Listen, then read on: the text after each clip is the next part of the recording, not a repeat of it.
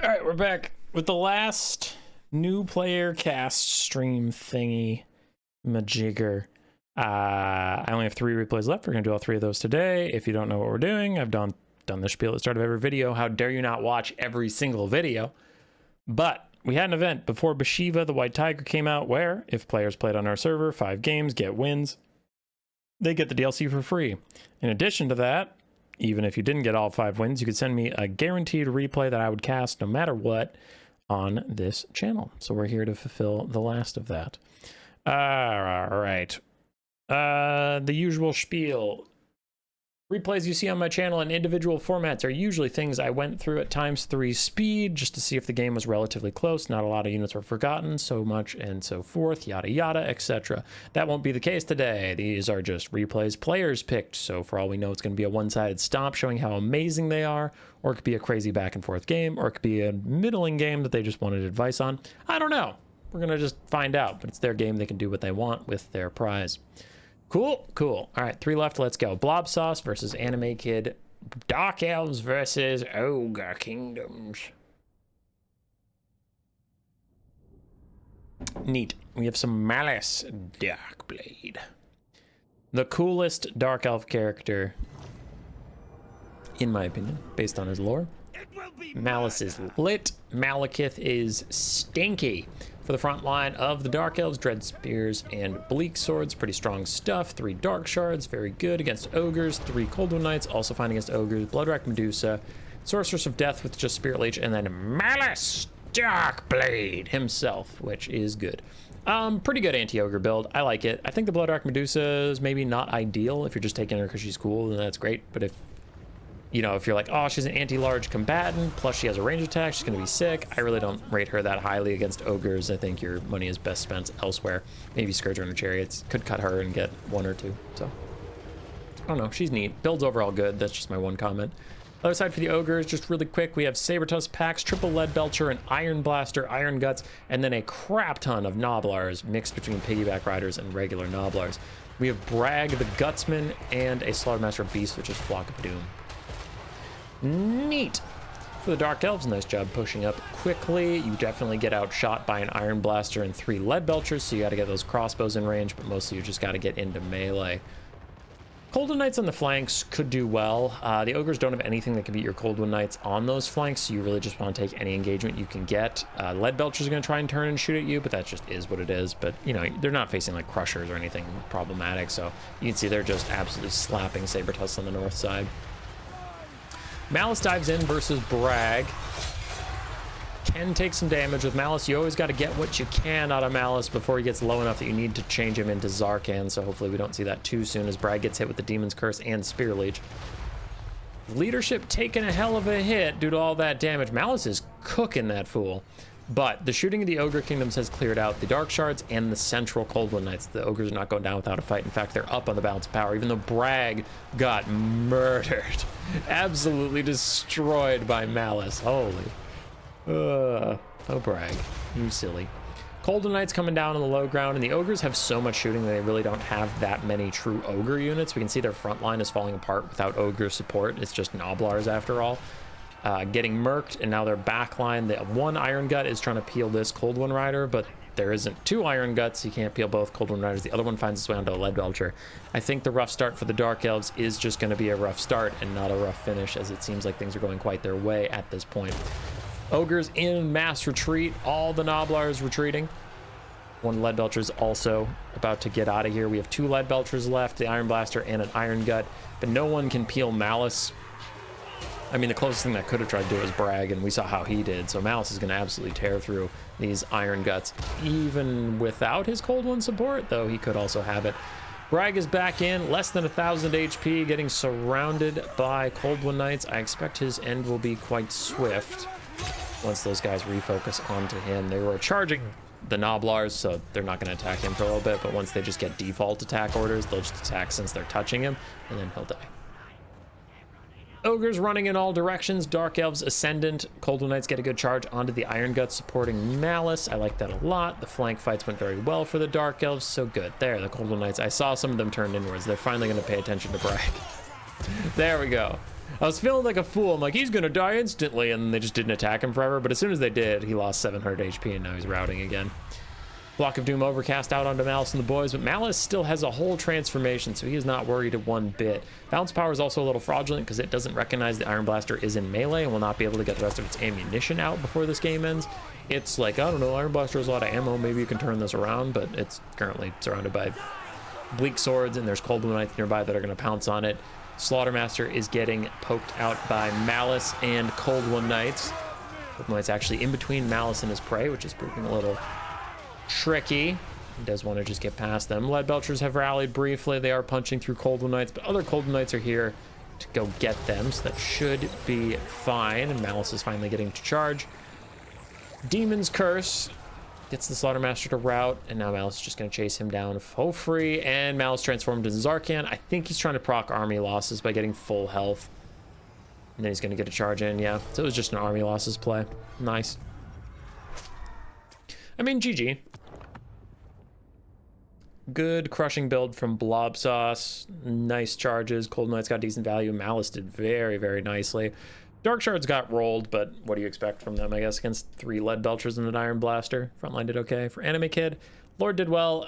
I mean, Bragg just kind of sucks, and we saw that here. Piggyback Riders and Noblars tried to hold, but without Ogres backing them up, they were kind of limp.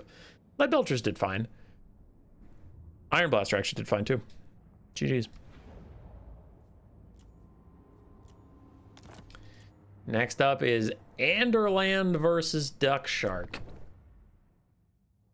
Uh-oh. Dude, Duck Shark's a frequent flyer on this channel. There's a new player tournament where, like, all of his opponents sent in replays with him in them, so then we cast a bunch of Duck Shark on the other end of the replay. And now in the new player event, I think I cast Duck's replay already. Maybe I didn't, but I also know he's been the bad guy in a lot of them, so I guess Duck Shark's just the bad guy, bro. All right, very small Warriors of Chaos build versus the Vampire Counts. I get it, though. We have Archaon, the Ever-Chosen, with Burning Head, Flaming Sword of Ruin, Spirit Leech, and Searing Doom. It's probably more spells than you need. A Champion of Slaanesh, 2 Hellstriders, a Chosen with Halberds, and Herald Hammerstorm, who is a specialist against Vampire Counts specifically. I get the build. I probably would just cut the Hellstriders. If you're going to go this thin, then there's nothing for the Hellstriders to do. They're just going to run into heavy cavalry and die with no support on the sides. Like, the Vampire Counts don't have light cavalry for you to charge with, and you can't protect them because your build's so small. So, I don't know. I'd probably cut the Hellstriders. And then Archaon needs 2 spells, probably. All 4 of these, it's hard to see him casting enough of all of them to make it worth it. I'd probably go with Burning Head and Spirit Leech. Spirit Leech to tax important single entities, and Burning Head to clear out zombies and chaff. Or you could do Searing Doom and Spirit Leech, but Flaming Sword of Ruin seems a bit much. Otherwise, the build's good. I mean, you're going to churn through a lot of stuff. Herald's really good against Undead, so I like it. On the other side, for the Undead, we have Graveguard with Halberds, the Stearnsman, more Graveguard with Halberds, a Corpse Cart, then Zombies, Crypt Horrors, 3 Black Knights, one of which is Varric's Reavers, and then Vlad von Karstein, the Chad himself. Zombie Summon, Invocation, a hack.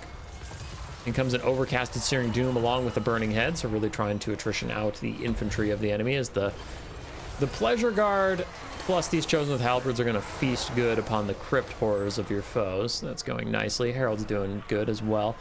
The Hellstriders are kind of running into what we talked about, though. Like, I mean, these aren't even Blood Knights, they're Black Knights, but the Hellstriders' lack of armor piercing and kind of middling stats otherwise just means they're food to be feasted upon by the Undead.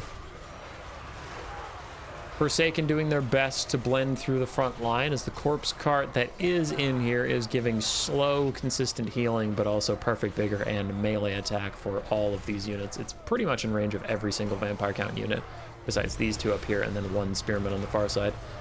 Vlad does summon a zombie behind his enemy, and he himself is in here poking around. The Archaon's trying to get to him. Bounce power slightly in the Vampire Count's favor. Herald is chilling. He's fighting random halberds and crypt horrors, taking like no damage while he does it.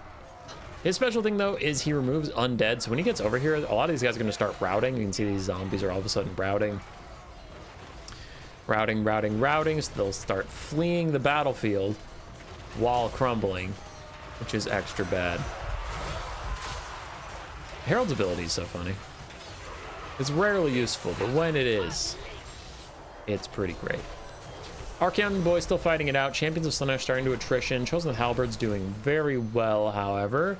Out of the 3 Forsaken, 2 are routing. 1 is very injured, and in comes another Burning Head through some of the units. Going to tickle the Graveguard, though didn't hit center of mass on really anything, so not too much value there. And Vlad is so far doing nicely against Archaon, who did just pop fight or die to stay in it for a little bit. Forsaken also quite injured. We have degenerated into a blob fight. Cavalry, the Black Knights need to be cycle charging or just chasing down anything that routes. So we'll see if they have good micro towards doing that. Vlad is quite tanky with his Von Karstein ring, though Herald Hammerstorm is here. And, like, uniquely designed to kill Vlad. High melee attack, high weapon strength. He can actually hit the foot character Vlad. Bounce power still against the Warriors of Chaos, though I never doubt, never doubt until Herald is dead. Corpse Cart's starting to rout away. That's honestly probably for the best. It was getting chewed up by Chosen, still is, and it really needs to get to safety so it can regenerate up, but also keep applying those stats to the undead that they need so badly. It's getting crazy low, and it is going to disintegrate, which is a huge problem for the undead's longevity. Then a beautiful Searing Doom, too. Things are turning against the undead in the late game here. Couple whoopsies. Corpse Cart getting caught out. Beautiful Searing Doom, and all of a sudden, bounce power's creeping back towards the middle. Herald approaches, and everybody starts routing. Routing Cryptors, routing zombies, routing Cryptors. Vlad is mostly alone. He has some Black Knights to still offer him a little bit of buffering. He is somewhere in that pile up, taking a lot of damage. Archaon's down to half HP. Probably the best you can hope for is killing Archaon and then working on Harry, but Archaon's just going to back off, so now it's up to Herald Hammerstorm. Take down Vlad on his own. He's doing it. He's getting some good shots in. Vlad's heal cap has appeared, though he's not that close to it yet. He still has plenty of ways to go. The undead have killed off everything that's not the Chosen, Archaon, and Herald. Those are really the tricks, aren't they? I see more undead charging in on the sides, trying to get damage on the Chosen. Vlad's continuing to get bullied by Herald in their epic duel. He is trading back, and Herald doesn't have healing, so that is something. Another Searing Doom onto multiple units. Should be quite damaging, even to the Cryptors. Should take a decent amount, a couple hundred HP apiece, I guess, not that much. Chosen with immune to psychology due to Archaon's presence. They will not terror out, which is a pretty big problem for the undead. Usually one of the only ways to get rid of Chosen is to terror out them, then chase them down. Otherwise, their leadership can prove quite sticky as they get lower. Herald still making stuff rout every so often. Just routing him off the field. Chosen getting very low on HP, very low on leadership. However, Herald throws down another explosion. Vampire count's still up on the balance of power. And Vlad, I think I just saw him throw an Invocation of Nehek down, but since everything in this area is technically not undead, Invocation of Nehek doesn't work on it. So that's a bit of a sad thing, as you tried to cast that spell next to Herald and it just did literally nothing. Vlad takes a huge chunk of damage, is getting critically low. Archaon's also decently low. Chosen are low, but Herald is full HP. Herald gets another hit onto Vlad, and Vlad is crumbling. The balance of power turns heavily in the Warriors of Chaos favor, and I think that is GG, as when Vlad dies, the leadership of the undead is just too bad. Herald's going to be able to cycle route them and crumble them into nothingness. No one can kill him in time. The undead can't even stay around to do so. They're all just going to route away. Disintegration occurs, and Herald solo carried, as he does. Oh, the undead just hate dealing with him. They can't. 2,700 value for him, 4,000 for Archaon. Forsaken all struggled a bit. Chosen did well. Hellstrider struggled. James Slaanesh did okay. For Duck Shark, Vlad did fine. Graveguard, mixed overall. Black Knights, mixed. Cryptor is more mixed too. GG. And on to the last one. We have a second Kislev versus Grand Cathay, which is why I saved it for this video. Instead, the last video would have been 2 of them in a row. Hamsa versus Naz4. Both of them have 4 in their names. And we have artillery duels. I guess last one that we did of this, we had 2 crane gunners, 2 cannons versus Little Grom, and Little Grom won. He didn't win the game, but he won the duel. This one we only have 1 cannon and a fire rain rocket. Very elite Grand Cathay build. Frontliner Jade Warrior, Celestial Dragon Guard, Wujing War Compass, the Grace of Kiyin, a Grand Cannon that just got absolutely slammed. Lost 2 models in 1 Little Grom shot. And the Righteous Lances of Wei Jin with Zhao Ming. That is a brutal positioning error where they put 2 in a vertical line, so then Little Grom hit both. Anyway, for the Kislev build, that is the focus of our replay here. We have the Tsarina in her Ice Court sled, which you don't often see. Iceman's Kiss, Death Frost, a bunch of Auction Ambushers, Armored Kossars, Kislevite Warriors, so a lot of, well, not a lot of infantry, but they're just spread out. 1 Little Grom, the Oath Brothers of Tor, and then some Winged Lancers, so a very diverse Kislev build. Another heavy war sled as well. Well, another, just, she's a sled, they're a sled, lots of sleds. Little Grom gets attacked by the Righteous Lances of Wei Jin, but they do that thing where they kind of awkwardly clump towards the front. Now they're getting shot and rear charged, so a lot of damage out onto them. Meanwhile, the Grand Cannon is already down to 1 model. Still trying to shoot Little Grom, but it's not going to win. Literally one cannon versus Little Grom is just, he's going to shoot it once and they'll die. Righteous Lances pushed off. Pretty rough start for Grand Cathay, losing a lot of their cannon and the Righteous Lances right away. Firing Rockets starting to get some vengeance. Armored Kossars taking a bit of a beating. In goes the shot, and again it takes out 2. The fire and rocket batteries also ended up in that T formation, so it shoots the center of the T and kills 2 models at once. Oh, Little Grom is feasting upon their souls. As they move up, I just want to watch the next shot again. So the Righteous Lances, while they're routing, are still actually putting in work by just pushing Little Grom around so he can't shoot. Have they actually pushed him out of range? I think they did. I think they pushed him out of range. Anyway, Zhao Ming is running out, trying to deal with the Auction Ambushers. Meanwhile, Armored Kossars have gotten in range, and they're now firing into the Celestial Dragon Guard. Fire and rocket batteries leave their rockets behind to try and stay away from pistol shots. And the Cathay army is just so narrow that you can walk up and get into archer range of the cannons. Like, you don't have to get through their melee to do it.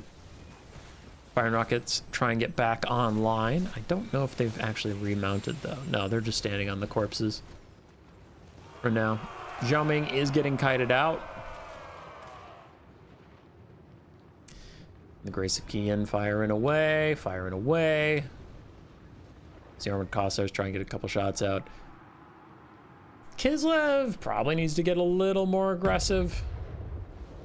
A little bit. They have a bunch of melee units that are just kind of around, as the Grand Cannon is still firing. It's not actually been put out of commission. Grace of Kiyin are firing away, so Kislev's got to move up and kind of do more things as a unit. Oath Brother Tor starting to take damage from the Grace of Kiyin. There goes the final shot onto the cannons, though. So the cannons are now a useless entity thanks to Little Grom. So here's the thing, you can either back off and just let Little Grom continue to poke for free, or you can move up altogether. But this kind of half and half thing, you're just taking a little bit of unnecessary damage. Zhao Ming's in some trouble. Was fighting Kislevite Warriors. Snow Leopard is also picking him off a bit, and the Tsarina was helping out. Now she backs off. He's at half HP. Balance power is slightly Kislev favored. I would definitely agree. Killing all these artillery pieces was a good start. Does look like all 8 of the artillery models are factually dead. Little Ice Crown goes out on the Grace Kiyin for a bit of poke. Katarin's trying to use her chariot status and rip through these guys. I have not seen her much since the DLC release that gave her that sled, and it was like super broken, then they nerfed it. I haven't seen her much since then. So we'll see if she's really good versus infantry or something. Pulls out of those guys easily enough. Not too many problems there. Okay. Little Grom is now trying to shoot Zhao Ming. Not a bad target. I wouldn't hate to see it get side shots down the Celestial Dragon Guard or fire at the Wujing War Compass either, but if it can hit Zhao Ming, then it's good. His serpentine body can be a little cringe to shoot at, though. Snow Leopard is going to fade away. Death Frost Overcast to reach him. Tsarina was out of range, it seems, but now that she's in range, I mean, you probably should just undercast that. Overcast doesn't actually deal more damage, just gives you more range. This is problematic. Tsarina needs to move. She's currently surrounded by Celestial Dragon Guard and locked up on a Wujing War Compass. Blocked her briefly, but now she's out. slithering away, which is good. Threw down a little overcasted ice shard. Didn't do that much damage, but it is what it is. Or a hailstorm, I think that one actually is. No, she doesn't have that spell. It's not Searing Doom. Weird. Oh, it was the Oath Brothers of Tor ability. That's what it was. All right, Oath Brothers of Tor are currently having a very bad time. Fighting the Celestial Dragon Guard is not their cup of tea. They do need to back off as those halberds rip through them. Heavy war sleds trying to get involved, push off more Celestial Dragon Guard. Zhao Ming did get his heal. So there's no more healing, and he's about to take another hit of Death Frost. So that's why the balance power doesn't look so bad for Cathay, as they did just get their big juicy heal. Celestial, the War Compass throws out a Comet of Cassadora onto the approaching Kislev warriors. Gets a little bit of damage. Zarina is currently just shooting at Zhao Ming with her bow. Oh, the Righteous Lances are back. That's why Little Grom's been strangely quiet. Are they actually going to kill him? 4 models, 160 HP. And they're fighting a cannon. I mean, they might be able to kill him. Maybe. I wonder if the Winged Lancers go back. No, it looks like everybody's just hoping Little Grom can defend himself. I mean, he's trying. It's not going great. In comes a lightning bolt from the War Compass. Nearly deletes an entire Kislevite warrior that was there. I mean, Little Grom got a hit in. They were 165 a second ago. Now they're 128. Oh, he gets another one. 95. They've lost a model. They're thinking about retreating. Go, Little Grom, go. Kick his ass. He's nipping at him. He's nipping at him. Little Grom's trying to stay alive. He's doing his best. Kislevites still slowly pushing up with their ranged units. Their cavalry's trying to cycle charge, so they end up keep getting bogged down in these Celestial Dragon Guard, who probably have pretty decent value. Yes, they do. And the Wujing War Compass is offering some spells here and there, but Zhao Ming is getting dangerously low as he gets hit with another Death Frost. Is in the background. Little Grom continues to just scrap for his life. Kills another model. They're down to 2 models and 69 HP. Go, Little Grom, go! He's got it. He's got it. Anyway, Cathay is down to 1 Celestial Dragon Guard that's pretty damaged. Wujing War Compass that's also pretty damaged. Zhao Ming is pretty much dead. And of course, the Righteous Lances that are now at 55 HP. Army losses is going to take them out. Lil Grom stands victorious. Out meleeed the Righteous Lances away. Shit, that's crazy. That's crazy. For Hamza, it was a scrappy game. A little loose, a little chaotic, but we got there. Heavy War Sleds did well. Little Grom did well. Winged Lancers did okay. Oxygen Ambushers did well. For Naz 4, also a little wet and wild. Celestial Dragon Guard, one of them did very well. The other one just got picked off somewhere. Cannon got shut down super quick. Fire and Rocket also got shut down pretty quick. GG's. And that is it. As my voice cracks. That is it for the new player Bonanza. We done. Roar. Subscribe, yes, yes.